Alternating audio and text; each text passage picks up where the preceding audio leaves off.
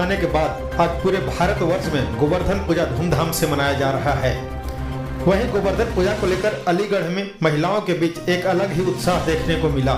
जहां 2.5 क्विंटल गाय के गोबर से गोवर्धन को तैयार किया गया है और धूमधाम से गोवर्धन का परिक्रमा कर पूजा अर्चना किया जा रहा है।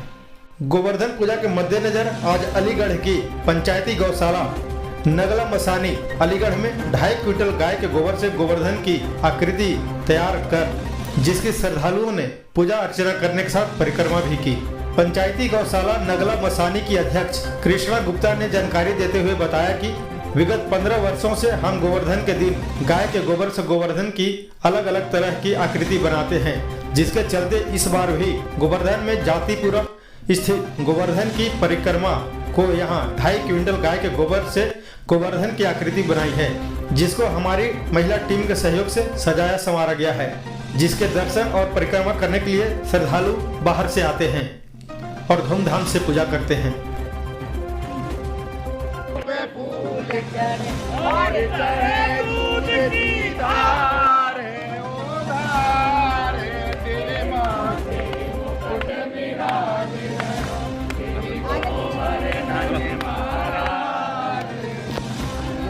ये हमारी नगला मसानी पंचायती गौशाला,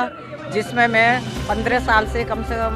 कार्यरत हूँ और मैंने जब से देखा है तो यहाँ पिछले गत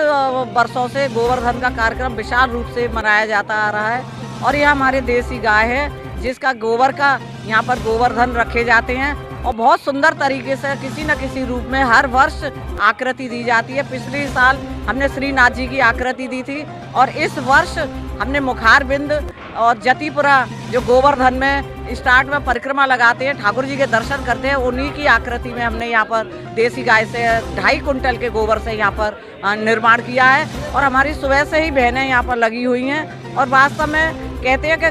गोवर्धन पर हमारे गोवर्धन महाराज का, हमारे कन्हैया जी का बहुत ही महत्व है। कार्तिक मास तो वैसे ही राधा कृष्ण जी का, तुलसी जी का, विष्णु भगवान का प्रिय मास है, तो इसी मास में हमारे बहुत से विभिन्न त्योहार होते हैं, जिसमें गौ माता का सबसे ज़्यादा महत्व होता है। उसी के गोबर से गोवर्धन का निर्माण होता है